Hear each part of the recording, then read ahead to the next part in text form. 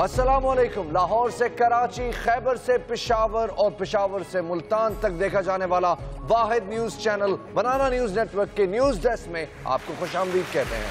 नाज़रीन, आपको बताते चले कि पाकिस्तान पीपल्स पार्टी ने आबिद शेर अली के खिलाफ तहरीक इस्तेहकाक लाने का ऐलान करते हुए कहा है कि नवाज शरीफ आबिद शेर अली को लगाम दो। आबिद शेर अली की मिसाल बिल्कुल उसी तरह की है जैसे मोहल्ले में जो बच्चे बंटे खेल रहे होते हैं, वो कभी अपनी हार नहीं मानते। जैसे ही हार मानने लगते हैं रोना शुरू हो जाते हैं, कभी इसके ऊपर कभी दूसरे के ऊपर चोरी का इल्जाम लगाना शुरू हो जाते हैं। बिल्कुल इसी तरह आबिद शेर अली भी आजकल कभी सिंध कभी पख्तूनख्वा के ऊपर चोरी के इल्जाम लगा रहे हैं। भाई पंजाब में कोई नजर नहीं आता? हाँ भाई, वहां अगर बिजली होगी तो वहां नजर आएगी। और नाज़रीन, आपको बताते चलें कि IMF ने पाकिस्तान के लिए $54 करोड़ की कर्जे की किस्त इस छोटी सी शर्त पे मंजूर कर ली है कि बिजली पे सब्सिडी खत्म कर दी जाए। इस शर्त से हमें एटलीस्ट ये तो पता चला कि हमें पहले बिजली पे सब्सिडी मिलती थी। इस हवाले से बात करने के लिए हमारे साथ मौजूद हैं वफाकी वजीर खजाना जनाब इसहाक डार साहब। एक्सक्यूज मी, ये क्या आपको क्या हुआ? देखिए, आदाब को मखलूसे खातिर रखिए। ये माइक और कैमरे का भी तकद्दुस होता है। वैसे भी बज़ाहिर तो आप नाबीना नहीं लगते, फिर भी आप हमें डार साहब कह रहे हैं। ये क्या बदमज़ाकी है? सॉरी मैम, हमने तो दरअसल IMF के सिलसिले में बात करने के लिए डार साहब से राब्ता किया था, लेकिन चलें अब आप आ गई हैं तो ठीक है, आपसे बात कर लेते हैं। देखिए, आपको बिजली की सब्सिडी खत्म होने की पड़ी है, यहाँ हमारे कारकुनों को मावराए अदालत खत्म कर रही है। ये इस सिस्टम और इस गवर्नमेंट के चेहरे पर बदनुमा दाग है। और मैं दाग दहलवी की बात तो नहीं कर रही, मैं तो उस दाग की बात कर रही हूँ जो मुंह पर, जो चेहरे पर दाग धब्बे छाइयाँ कील मुहासे जिनके लिए किरीमें बनती हैं। ये सब बातें हम एग्री करते हैं, लेकिन मौजूदा मुल्की हालात पर आपका क्या तबसरा है? अरे आपने जो MQM को दीवार के साथ लगा रखा है ना, तो हमें क्या छोड़ना अपने राय देने के लिए। आप जब तक यही सूरत हाल रखेंगे तो उनका क्या बनेगा? वो जो है बंगाली दवाखाने वाले, और वो क्या है महबूब आकर गिरेगा आपके कदमों में, और वो जो है वो मोहब्बत में कामयाबी और रंग गोरा करने वाली कीरी में, उनका क्या बनेगा? अच्छा मैम, चलते चलते ये बताइएगा कि मंजूर वसान साहब ने MQM की सिंध हुकूमत में शमूलियत के सिलसिले में कहा है कि अभी मंगनी हुई है, कुछ बताइएगा जरा। अरे हम क्या देंगे मंजूर वसान साहब के बारे में राय? अरे हम तो कहते हैं कि उन्हें सियासत छोड़कर कोई मेरे झाल खोल लेना चाहिए, जहां वो बैठकर ना हंजार ख्वाब देखा करे।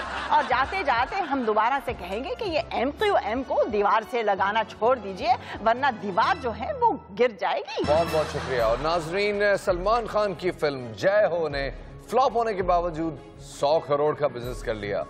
इस बारे में हमारे साथ बात करने के लिए मौजूद हैं स्टूडियोज में सलमान खान और Shahrukh Khan. Welcome, ladies and gentlemen, boys and girls. This is your own SRK. Ladies and gentlemen, BNN वाले मुझे यूं ही बुला लेते हैं, और I love BNN. मैं BNN के लिए अपनी जान भी देने को तैयार, कुछ भी करने को तैयार। अब चूंकि BNN वालों ने मुझे यहाँ पे बुला ही लिया है, तो मैंने सोचा क्यों ना थोड़ा जरा किसी फिल्म को क्रिटिसाइज ही किया जाए। अपनी फिल्म नहीं, किसी और की, स्पेशली दूसरे खानों की। मैं बात कर रहा हूँ जिस फिल्म की आज मैं क्रिटिसाइज करने वाला हूँ, वो फिल्म है जय हो, और मैं इस वक्त दावत देने वाला हूँ जय हो फिल्म के डायरेक्टर को। प्लीज डायरेक्टर साहब। मैंने तो डायरेक्टर को बुलाया था। अपनी फिल्मों का हीरो भी मैं ही होता हूँ, डायरेक्टर भी मैं ही हूँ। इसको निकालो please, director. Ladies and gentleman, ये आ ही गया है तो आज ये यहाँ से जलील होके जाएगा। तो ठीक है, फिर शुरू करते हैं सवाल और जवाब का सिलसिला, और आज पता चल ही जाएगा कि द रियल किंग खान कौन है। अच्छा तुम ये बताओ सब लोग के इतनी फ्लॉप फिल्में देने के बाद चेहरा आईने में देखते हो तो शर्म तो आती ही। अरे यार, मैं हीरो ही नहीं सुपर हीरो हूँ। लोग मेरी मूवीज देख कर ही हिट कर देते हैं। तुमने जय हो देखी है? मैं अभी तक होश में हूँ। मैं अभी तक होश में हूँ, इसीलिए थैंक गॉड मैंने जय हो अभी तक नहीं देखी, और मैं देखूंगा भी नहीं। तुम लोगों से मेरी कामयाबी हजम ही कहाँ होती है। मेरी सुपरहिट मूवीज को देखकर हॉलीवुड वाले मुझे ढूंढ रहे हैं। लेकिन मैंने कुछ यूं भी सुना है कि वो जूता हाथ में लेकर आपको ढूंढ रहे हैं। मैं चाह रहा हूँ हॉलीवुड तुम लोगों को मेरी कदर ही करे। ओके ओके चले जाओ प्लीज, इसको कोई बाहर छोड़ के आए। और हाँ सुन लो, हम लोग तुम्हें मिस कर ही लेंगे, मिस कर लेंगे। गो गो गो। शहजादे की लाहौर आमद पर लाहौर को दुल्हन की तरह सजा दिया गया। और क्या क्या इंतजाम किए गए ये जानने के लिए चलते हैं हमारे स्पेशल रिपोर्टर के पास, जो कि इस वक्त लाहौर में मौजूद हैं। और सर जी बड़ा ही जबरदस्त रिसेप्शन दिया हमारे निके मियां साहब ने शहजादे को। हाँ जी, जो हमने लेजर लैट मलेशिया से मंगा के सारे शहर को हमने रोशन रोशन कर दिया है। ये इतना बड़ा रिसेप्शन है उसने कभी जिंदगी में नहीं देखा। क्या बड़े मियां साहब है, उन्होंने जी कोरों का डांस करा दिया। वो ट्रक थे, truck, you know the truck, और वो जो है ना उस कोरों को देख के उन्होंने भी डांस करना शुरू कर दिया। वो जो ट्रक जो है ना वो डांस करता है ना, वो अंडरवियर पास के अंदर बढ़ गया। हाँ जी, वो जो अंडरवियर पास के अंदर बढ़िया है तो कोड़ा जाके और एक ट्रक जाके उसके अंदर फंस गया। तो मियां साहब का कहना था कि पूरे लाहौर शहर को पता चलना चाहिए है कि ये फ्रेंड्स है। और फिर मियां साहब ने ये भी ऑर्डर दे दिया है कि अब जो बड़े बड़े ट्रक हैं उनको छोटा छोटा कर दें। हाँ जी, बड़े बड़े ट्रकों को छोटा छोटा कर दें, क्योंकि हर जगह तो हमने अंडरपास बना लिए, तो फ्लाईओवर भी है तो अंडरपास भी है, तो बेहतर नहीं है कि ट्रक को हम श्रिंक करके छोटा साइज बना लें ताकि वो अंडरपास के अंदर भी बढ़ सके तो बाद में बाहर भी निकल आए। हाँ जी, इसको कहते हैं अभियान। और अब चलते हैं हमारे रिपोर्टर लाला के पास।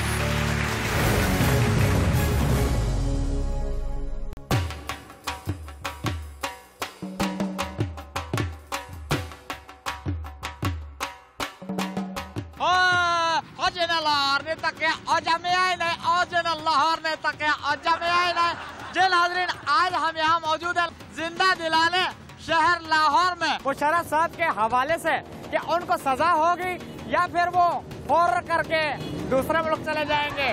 तो उनके केस के हवाले से लोगों से पूछेंगे कि वो क्या कहते हैं। अरे भाई ये बताइए, ये मुशर्रफ साहब को वाकई में बीमारी है, कोई बदहजमी है? बदहजमी हो गया उसको, जानना की है ड्रामे का बीमारी नहीं है उसको। बदहजमी कह दो, तुसी बीमार बमूर कोई नहीं, बदहजमी है, बीमार है। नहीं, बीमार नहीं हुए, इनको जो है यही पाकिस्तान में रहना चाहिए और फेस करना चाहिए। बीमार हो गए। आप अगर मुशर्रफ की जगह होते तो क्या करते? हम पूरा पाकिस्तान को बना लेते, हम भी बाहर चले जाते। मैं अदालत में पेश हो जाता। इतने बड़े आप आ गए शरीफ और पेश हो जाते हैं। झूठ बोल रहे हैं, इनकी हंसी बता रहे हैं, भाग जाते। ये हो गुजी होना ही जो सोदे नाल हो रहा हो सारे नाल होना। मैं पाकिस्तानी रहूंगा। अच्छा, इनका डर गया। मुशर्रफ को अगर जो है वो सजा मिल गई और वो बाहर चले गए तो वो अपना वक्त कैसे गुजारेंगे? नवाज शरीफ नहीं जाने देगा बाहर उसको। जो तो बाहर ही चला गया तो वक्त आप ही गुजर गया। क्लासिकल गाने सुन के वो गुजारेंगे। ये अकरम शेख की जो बेसिक खाई है मुशर्रफ साहब ने एडवोकेट की, उसको कमेटी के पैसे वापस कर देना चाहिए या नहीं? उनकी मर्जी, हम क्या कह सकते हैं, खा जाने चाहिए, वापस करने चाहिए, ये भी खा लेने चाहिए। मुशर्रफ साहब ने अदालत को 4 दफा जो टोपियां पहनाई है, आप क्या समझते हैं और कितनी टोपियां हैं उनके पास? 4 और है, दर्जन और।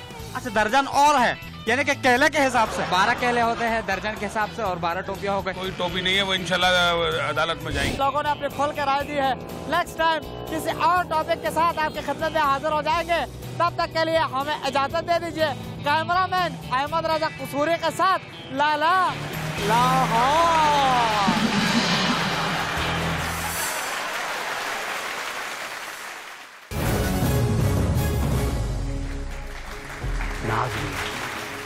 मुज़ाकरात का मामला तो किसी बुफे डिनर की तरह चलता ही जा रहा है। प्लेटें और डोंगे खड़क रहे हैं, पर आते हैं कि खाली होके दोबारा भरी जा रही है। लेकिन स्वीट डिश का तो कोई अता पता ही नहीं है। इससे पहले कि मेरी भूख मज़ीद बढ़ जाए और मैं अपने मेहमानों के साथ साथ इस टेबल को भी खा जाऊं, मैं आज आपका तारुफ कराता हूं अपने मेहमानों से। आज हमें ज्वाइन करेंगे हुकूमती कमेटी के रुकन जनाब इरफान सिद्दीकी साहब इस्लामाबाद से, और उसके बाद हमें ज्वाइन करेंगे हुकूमती कमेटी के एक और अहम रुकन जनाब रहीमुल्लाह यूसुफ जई साहब, और उसके बाद हमें ज्वाइन करेंगे जनाब हसन नसार साहब। बहुत बहुत शुक्रिया आपका। रहीमुल्लाह यूसुफजई साहब, आपसे शुरू करते हैं। कमरान साहब, समझ में नहीं आ रहा कि हम यहाँ पे बात क्या करने आए हैं। आया यहाँ पे हम मज़ाकिरात के हवाले से बात करें या फिर हम यहाँ पर चावल, डोंगे, पराते और ये लोहे के दूसरे लवाजमात या बर्तन या और जिस पे आप देगा कड़काते हैं उस पे बात करें। कपगीर कहते हैं उसको। हाँ, वो देखें जिससे कड़काते हैं ना। दिल तो कर रहा है कि जैसा जवाब आपने दिया है यहीं गड़क करके अपने मुंह में डाल लो और डकार भी ना दो। मैं कहता हूँ क्या बातें कर रहे हैं आप, यहाँ खाने की बातें कर रहे हैं। मैं कहता हूँ ये कौम है ही इस चीज की मुस्तहिक। मैं तो कहता हूँ कि 100 जूते मार के 100 प्याज खिलाओ उन्हें। एक दिन आप बैठे होते हैं, एक दिन ये बैठे होते हैं, फिर इनकी बात सुनो तो आप आ जाते हैं, आपकी बात सुनी आपकी आपस में भी नहीं लगती। आप चाहते क्या है? कौम से क्यों ये मीडिया डेमोक्रेसी है। ये दो जिस्म एक जान है। आपको पता है कि मुझे चोट लगती है, दर्द इसको होता है, वो खाना ये खाता है, पेट मेरा भरता है। हसन निसार साहब के जूते और प्याज अपनी जगह, लेकिन मैं ये खुशखबरी देना चाहता हूँ कि पहला सेशन कामयाब रहा है और आगे भी अच्छी उम्मीदें हैं और खुशखबरियां मिलेंगी। देखिए साहब, तो लगता है कि ऑपरेशन थिएटर से रिपोर्ट कर रहे हैं, क्योंकि इतनी खुशखबरियां तो ऑपरेशन थिएटर से ही आ सकती हैं। खैर, आप लोग हुकूमती कमेटी की तरफ से वहाँ पे मुज़ाकरात करने गए थे, खाना तो खाया ही होगा, वहाँ का मेन्यू ही बता देते। अच्छा, हम हुकूमती कमेटी में से थे? पहले नहीं बताया, हम तो ये समझ रहे थे कि हम उनकी तरफ से। सर एक minute, can I ask a question please? मुझे ये बात समझ नहीं आती, ये हमारी पार्टी में है कि दूसरी पार्टी में है, और मैं किस पार्टी में, मैं किसकी तरफ से? आप लड़के वालों की तरफ से। और मैं कहता हूँ लानत भेजे इन हुक्मरानों पे। और मुझे इस बात की भी समझ नहीं आती कि सुहेल साहब, कौम के दिमाग में पता नहीं कौन सा वायरस घुस गया और फिर वोट दे के इन्हीं को आके मुंतखब करके इख्तिदार में ले आते हैं। वो इनको शर्म आनी चाहिए, कोई अकल के नाखन लेने चाहिए। हसन निसार साहब, आप कभी तो आराम से भी बात कर लिया करें, आप तो हमेशा ही यूं ही हथी पै जाते हैं। नहीं, मेरा ख्याल है कि ऐसी कमेटियां बनती रहना दरअसल मुल्की मफाद में है, और मैं समझता हूं कि मियां साहब की ये सियासी बसीरत है कि वो हम सहाफियों के लिए इतना भला सोचते हैं। बल्कि मैं तो ये कहूँगा कि मैं अगले अपने 150 जो कॉलम है वो इस बात पे, इस टॉपिक पे लिखूँ कि मियां साहब जैसा अजीम इंसान तारीख में कभी नहीं पैदा हुआ। अब करना क्या है? ना मुझे कमरा साहब यहाँ कोई बात समझ में आ रही है, ना मुझे वहाँ कोई बात समझ में आती है, ना मुझे मियाँ साहब की कोई बात समझ में आ रही है। यहाँ पे कुछ है, वहाँ पे कुछ है, आगे कुछ है। बाल और कपड़े भी सफेद, रंग भी गोरा है, धूप में नजर कैसे आ जाते हैं? जिस तरह आप अंधेरे में नजर नहीं आते। और तो पता भी है कि ये स्याही का ठप्पा किस अजाब पे लगा रहे हैं। वो अगर अकल नहीं है तो कोई स्याही को अपने मुंह पे ही मल लो। नाजरीन, इन मुज़ाकरात का तो नहीं पता। सुहेल बड़ा साहब, मुझे यहाँ पे एक शेर याद आ गया है कि हस्ती मस्ती चीनी बड़ी सस्ती और आटा बड़ा महंगा। चलो ठीक है।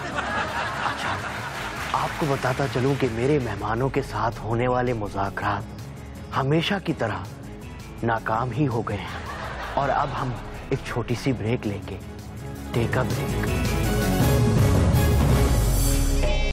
आज आपको अपने टेलीविजन का वॉल्यूम नीचे करने का ज़रूरत नहीं है, क्योंकि हमने अपना तकरीर को स्लोली बोलना सीखा है। हमने आज रुक कर बात करना है। हमने अपने लिए एक उर्दू के लिए स्पेशल चाइनीज टीचर रख लिया है। प्लीज हमारा उर्दू पर हंसने, और हम साबित करेगी कि सुपरमैन जिंदगी। सुपरमैन ने हमको अपना अजरक का दुपट्टा दे दिया है। और हम उस अदरक है लोगों के कलर्स को मिक्स करके सिंध फेस्टिवल का लोगो बनाएंगे। और अभी हम अपने जेब के अंदर से कबूतर नहीं निकालेंगे, हम अपने जेब के अंदर से अदरक निकालेंगे। But I think there's a bit of a problem. हमारे जेब में अदरक नहीं है। हमारा अदरक का दुपट्टा जो सुपरमैन ने हमको दिया है वो लॉन्ड्री में वॉश होने के लिए गया है। Come on Flappy, come on Flappy, come on, come on, come on, शाबाश शाबाश शाबाश। ये हो गए एक। Come on Flappy bird, come on। यार ये फ्लैपी भी अपनी जात में कमांडो है यार। क्या हो गया? What kind of game is this यार? I think I must see TV पे क्या चल रहा है। क्या बात है, ये ठुमके कभी किसी दिन मुझे मार डालेंगे यार। हिमा मालिनी जैसी आज तक कोई नहीं आई। बेबी बेबी बेबी हो सर, वो मीडिया वाले आ रहे हैं। यहाँ पे आ रहे हैं? चलो यार जल्दी से क्लिप लगा लो मुझे। शाबाश, रोने जैसा मुंह बना लो, बिल्कुल जैसे मैं जाने वाला हूँ। ओई मैं मर गई, ओई मेरी माँ मैं मर गई। हाय, ये उम्र भी नहीं थी मेरी जाने की। ओए असली में ना लगा देना देख के। शाबाश। हाय हाय मेरा पिता, ये फित्ते की पथरी, ये फित्ते में फंसी है ना, जान निकाल लेती है। ओफ।